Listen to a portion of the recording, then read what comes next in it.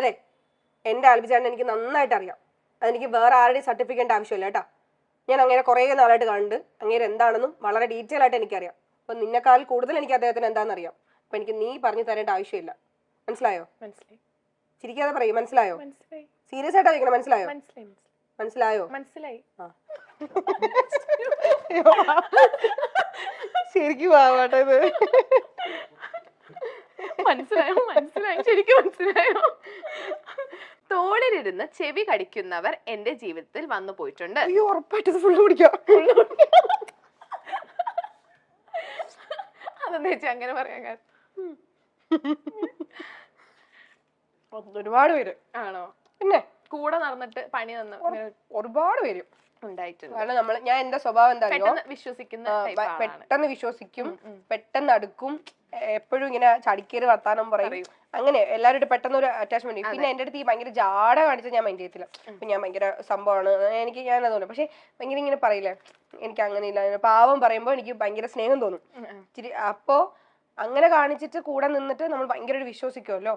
അത് കഴിഞ്ഞിട്ട് നമ്മൾ ഈ പറഞ്ഞ നമ്മുടേതായിട്ടുള്ള വ്യക്തിപരമായ കാര്യങ്ങളായാലും അത് നമ്മുടെ മാത്രം എന്ന് വിചാരിച്ച് നമ്മൾ ഭയങ്കരമായിട്ട് ഷെയർ ചെയ്യുന്ന കാര്യങ്ങളില്ലേ, അത് അവർ വേറെ ആൾക്കാരുടെ അടുത്ത് പോയി പറയുക, അല്ലെങ്കിൽ നമുക്കൊരു അവരുടെ ആവശ്യം, അവരെന്തിനാണോ നമ്മളെ അടുത്ത് വന്നത്, ആ ഒരു ആവശ്യം കഴിഞ്ഞു കഴിയുമ്പോൾ നൈസായിട്ട് ഒഴിവാക്കി പോകുന്ന ഒരുപാട് അനുഭവങ്ങൾ ഉണ്ടായിട്ടുണ്ട്. ചേച്ചി, അപ്പൊ റീസെന്റ് ഒരു ന്യൂസ് കേട്ടിട്ടുണ്ടായിരുന്നു, ബിഗ് ബോസ് താരം അപ്സര പോലീസിലേക്ക് എന്നൊക്കെ പറഞ്ഞിട്ട്. എന്താ സംഭവം? അയ്യോ, ശരിക്കും കേട്ടോ, എനിക്ക് എന്നെ വിളിക്കാൻ ആൾക്കാരും ഇല്ല. എല്ലാരും വിളിച്ചിട്ട് കൺഗ്രാറ്റ്സ് ഒക്കെ പറഞ്ഞു.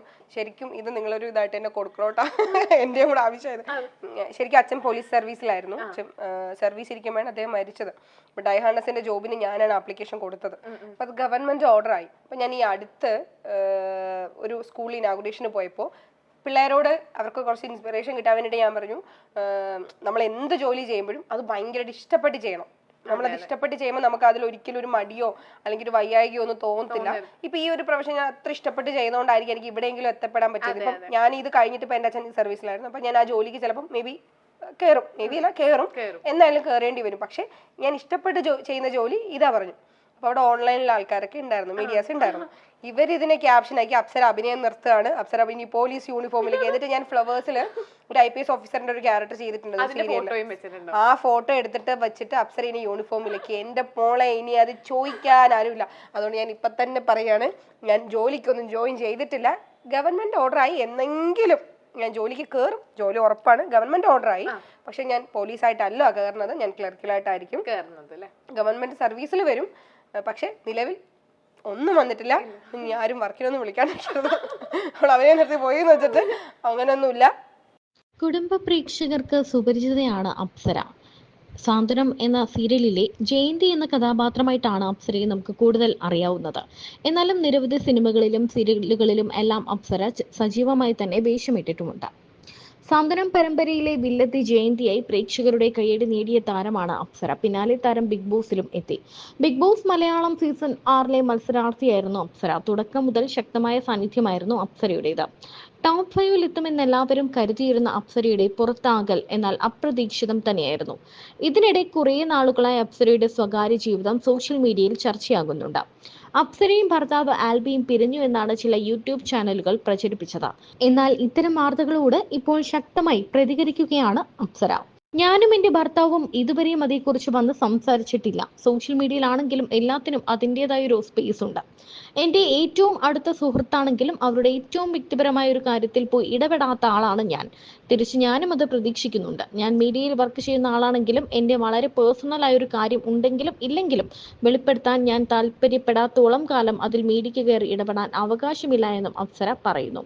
അപ്സര അതിനെ കുറിച്ച് കൂടുതലായിട്ട് ചിലപ്പോൾ ശ്രദ്ധിച്ചിട്ടുണ്ടാവില്ല. വിനായം പറഞ്ഞു. ശ്രദ്ധിച്ചു.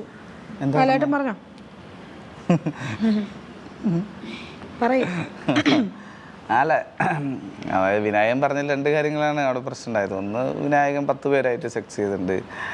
പിന്നെന്താ, എനിക്കിഷ്ടപ്പെട്ട പെണ്ണുങ്ങളുടെ അടുത്ത് ചോദിക്കും എന്നൊക്കെ പറയുന്നത് അതൊന്ന്. അത് 2. പിന്നെ മൂന്നാമത് പറഞ്ഞത് മലയാളത്തിലെ വലിയൊരു നടൻ്റെ സിനിമ 1.5 കോടി 1.5 മിനിറ്റ് ഓടി 12.5 തുടങ്ങിയ സിനിമയ്ക്കാണ്. 3 കാര്യങ്ങളാണ് പ്രശ്നമുള്ളത്.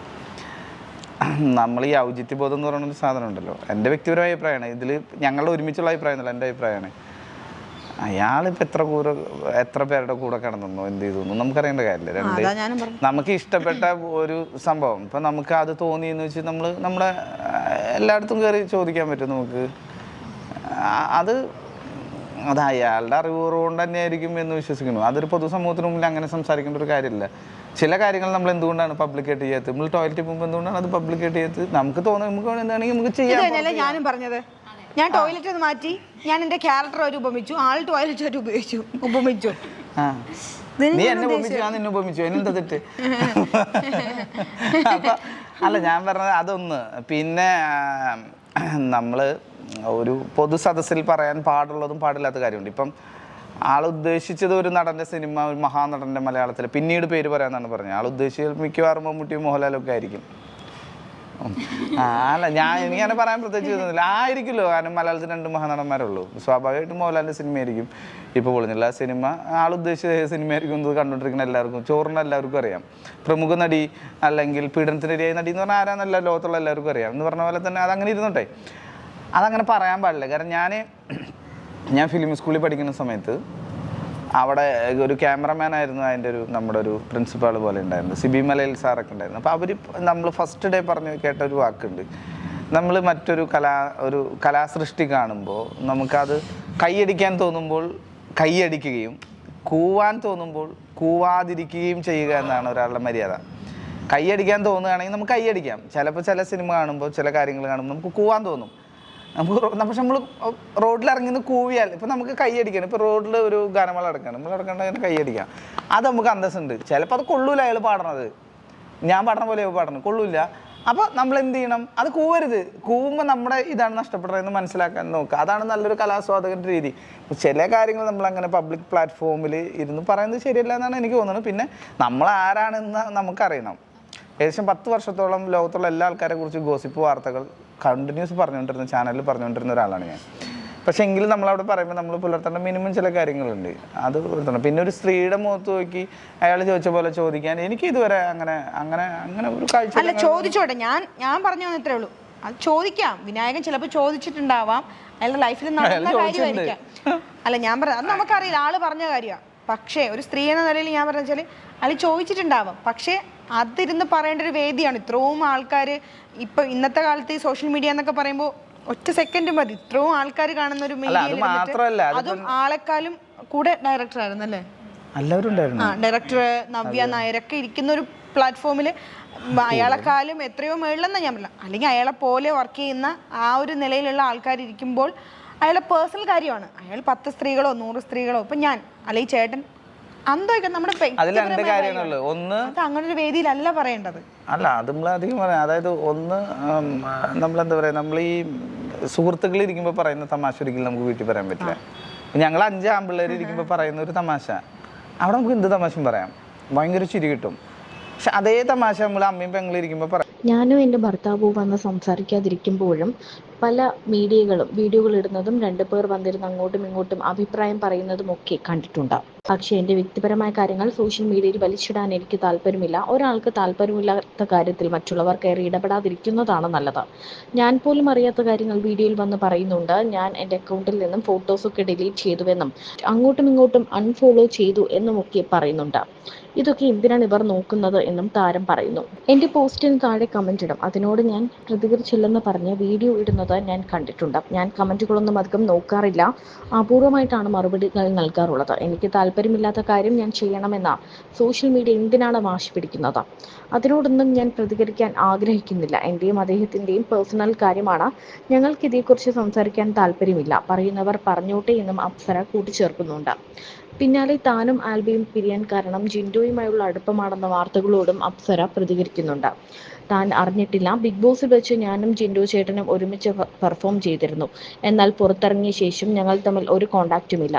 അവിടെ നല്ല സുഹൃത്തുക്കളായ പല ആൾക്കാരും പുറത്തു വന്ന ശേഷം ഒരു കോണ്ടാക്റ്റും ഇല്ലാതായിട്ടുണ്ട്. അതിൽ ഒരാൾ ജിൻഡോ ചേട്ടനാണ് എന്നാണ് അപ്സര പറയുന്നത്. ഈ വാർത്ത താൻ കണ്ടിട്ടുണ്ടായിരുന്നില്ല. താൻ ഇവനെ വിളിക്കുന്നുണ്ട്. എനിക്കും അറിയണം വിശദാംശങ്ങൾ. ഇവന് മാമാപ്പണിയായിരിക്കണം, അല്ലാതെ ഇമാതിരി വൃത്തികേട് പറയത്തില്ലല്ലോ എന്നാണ് അപ്സര ചോദിക്കുന്നത്. നമ്മൾ എല്ലാവരും ജീവിക്കാൻ വേണ്ടി കഷ്ടപ്പെടുന്നവരാണ് എന്ന് കരുതി ഒരാളെ വിറ്റ് ജീവിക്കരുത്. ഒരാളുടെ വികാരം, അവസ്ഥ ഇതൊന്നും വിറ്റ് ജീവിക്കരുത്. ഒരാളെ ദ്രോഹിച്ച് എന്തുണ്ടാക്കിയാലും അതൊന്നും ശാശ്വതമല്ല എന്നും താരം അഭിപ്രായപ്പെടുന്നു.